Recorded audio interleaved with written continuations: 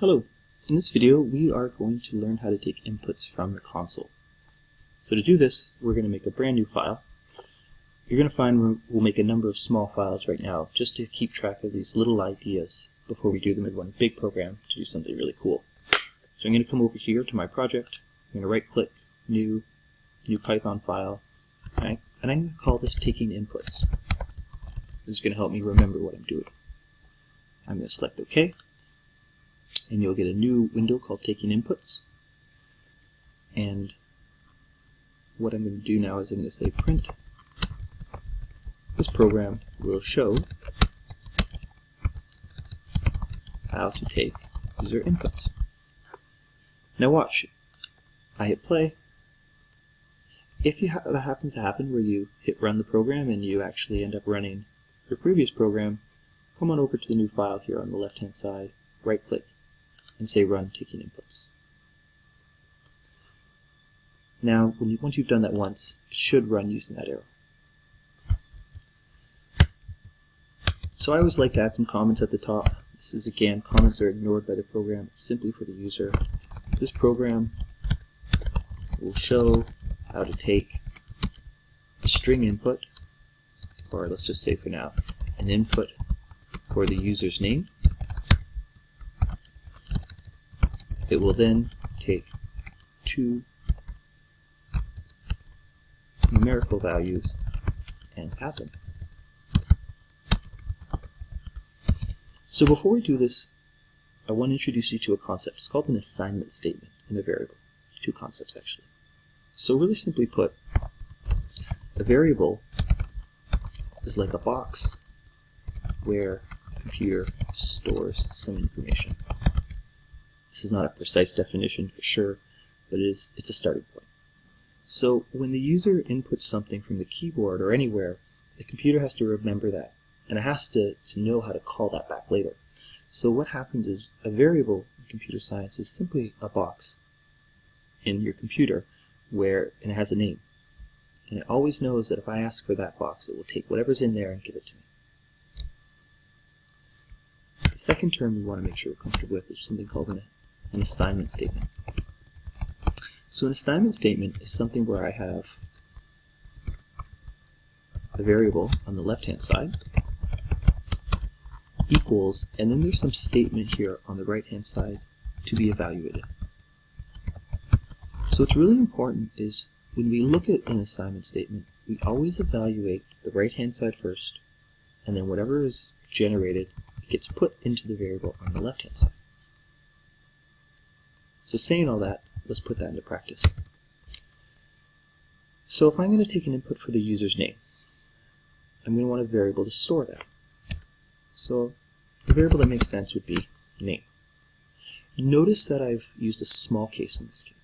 All variables should be named using small cases, but you can use capital cases, but you run the risk of some problems. So if you're making a variable, lowercase. So I'm going to say name equals, and to take an input which I know will be a word, I use raw input. And again, as you can see, PyCharm's trying to help me figure out what I want. And so what I do is I then, whatever the prompt I want the user to see, I'm going to put inside those quotations. So I'm going to say, please input your name. And now when I, pardon me, I don't want brackets. Oh, I do want brackets, pardon me. So now when I run it, it's going to say, this program will show you how to take user inputs. Please input your name, and I'm going to put my name, Paul. And when I hit enter, it moves on. So what happens is, once I hit enter, it takes whatever the user's typed in and it puts it inside this variable name. So if I come down below here, and I say print name, if I put in Bob, it prints out Bob. If I put in Sally, it prints out Sally. Now I probably want to put not just the variable, I probably want some text with that. So maybe our program's going to greet us. It's going to say hello name. Now I've made a very deliberate mistake here. And watch what it is. I'm going to run this now. So I'm going to put Emily, and it says hello name.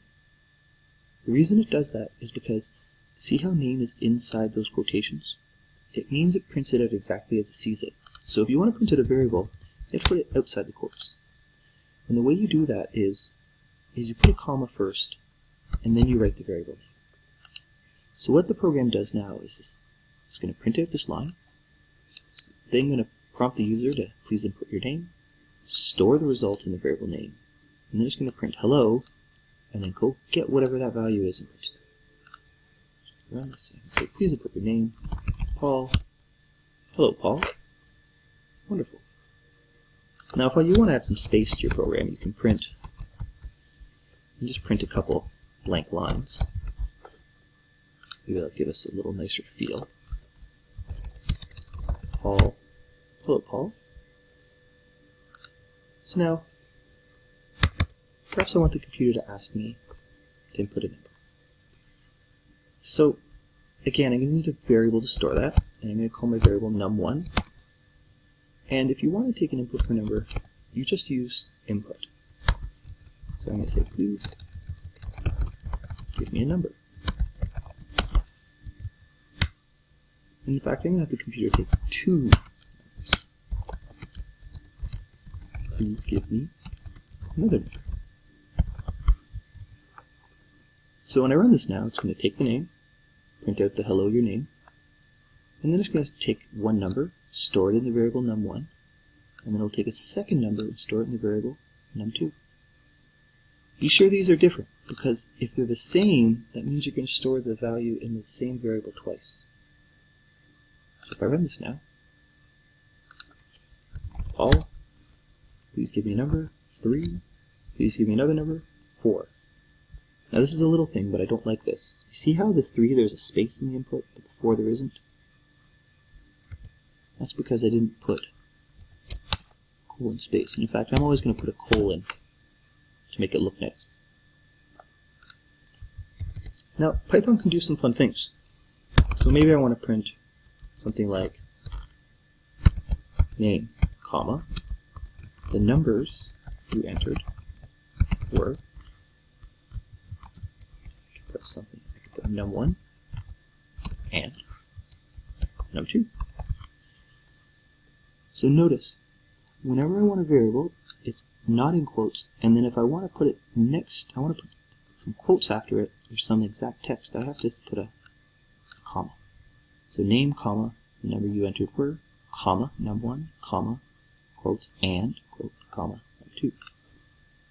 So if I run this now, please input the name. I'm going to change my name to John. 3, 4. John, the numbers you entered were 3 and 4. Okay.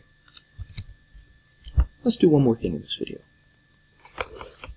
So we talked about this thing called an assignment statement. And on the left-hand side we have a variable, and on the right-hand side we have something to be evaluated. Turns out Python can evaluate mathematical expressions. And we have our good old standard for. So perhaps I want to find the sum, and I can say sum, and I'm going to take the sum of num1 plus num2. So this is going to take the variable, the value of num1 and add it to num2 and store it in the variable sum. I can do product equals num1 times num2.